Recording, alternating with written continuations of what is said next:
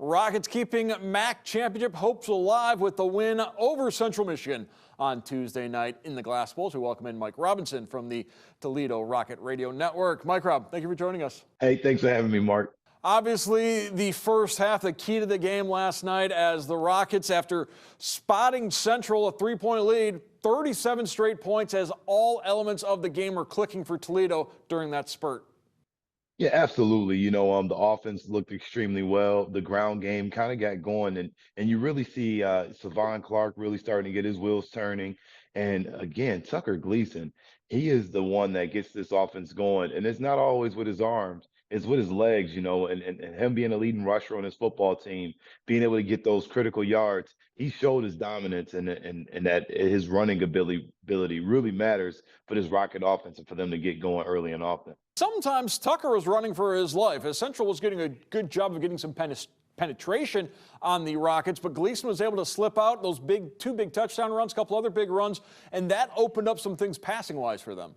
Yeah, absolutely. He ended the game 18 for 34, and he had 249 yards. And he did a good enough job where he could have probably ended up with 300 plus yards. But Coach Kendall called the dogs off there in the fourth quarter because the Rockets they made this team turn the ball over 5 times. They haven't had that many turnovers since 2016. So when you get that many turnovers and take care of your business, it looks good unless you're the Detroit Lions. You can afford 5 turnovers and you can still win a football game. But the Rockets yesterday, their defense stepped up in a big way and they were able to keep the ball away from Central Michigan's offense. Yeah, Jared Goff isn't walking through that door in Mount Pleasant. You mentioned you're able to play a little bit of depth. That's important as you get through November. You've got some big games coming up. Getting some starters, some rest in the second half on Tuesday night, perhaps going to pay off down the road for Toledo. Yeah, and the Rockets are a little bit banged up too with Emmanuel McNeil worn out. This kid's a stud NFL type guy. Hopefully he stays around to be a Rocket again next year. But you got to see a lot of the backup step in.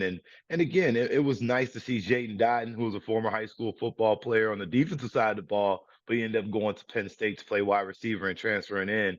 And this week he started at safety for us, filling in, and that's really unique. I believe the last player I can remember is for Toledo was maybe Ronnie Jones, maybe back in 2016, 17, when he played running back and switched over to play defense. And those things really matter when you got a team and you talk about building, because the Rockets don't just have good individual players at positions. They have good football players on this team. So being able to get the younger guys in, seeing what they're able to do, I really like this second unit on the defensive side because, this is the future. A lot of these guys will be graduating next year, and it's important for them to get that experience, especially as the injury bugs sometimes happen at the most inconvenient time. So getting those guys on the field in a big game like that was important.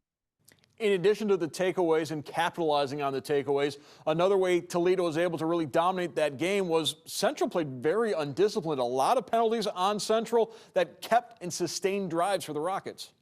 Yeah, I was very surprised, honestly. Actually, let me take that away. I wasn't surprised. Watching the BG game, the Chippewas are chippy for a reason. They definitely got a little bit chippy in the Bowling Green game, and then when they played against the Rockets, they found a way to get a little bit chippy as well. And I wasn't really impressed with that, but the Rockets, they kept their composure, and typically it's them who are getting the penalties.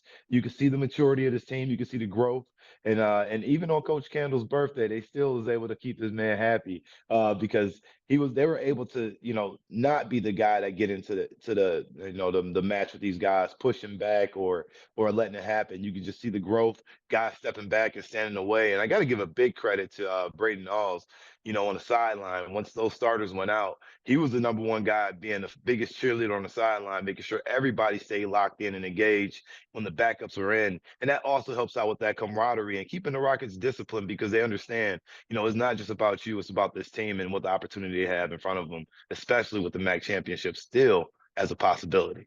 Yeah, let's talk a little about that, because with Bowling Green beating Western Michigan on Tuesday night, Western Michigan now has 2 league losses, same as Toledo. Buffalo escaped with an overtime win over Ball State, so they've got 2 losses. There's a lot of different tiebreaker scenarios, way too complicated for us to go through at this point in time.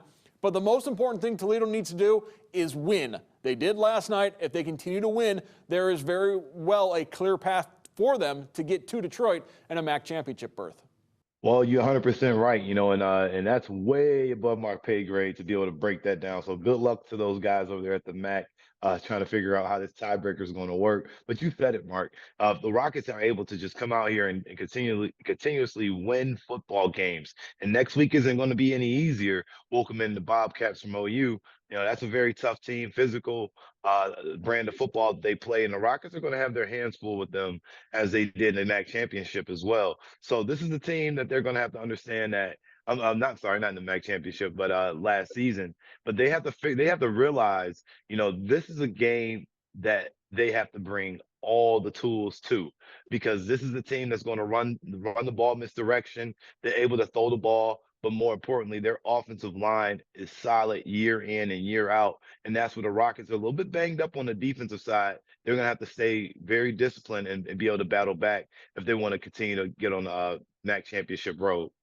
Yeah, Ohio very much in the mix for the MAC championship, and the Rockets will have an extra day to prepare for Ohio as the Bobcats play on Wednesday this week, and then they will come to Toledo next Wednesday. We'll have more on that matchup next week on College Ball Weekly. I want to thank Mike Robinson from the Toledo Rocket Radio Network for joining us tonight on College Ball Weekly. Thank you, Mike Rob.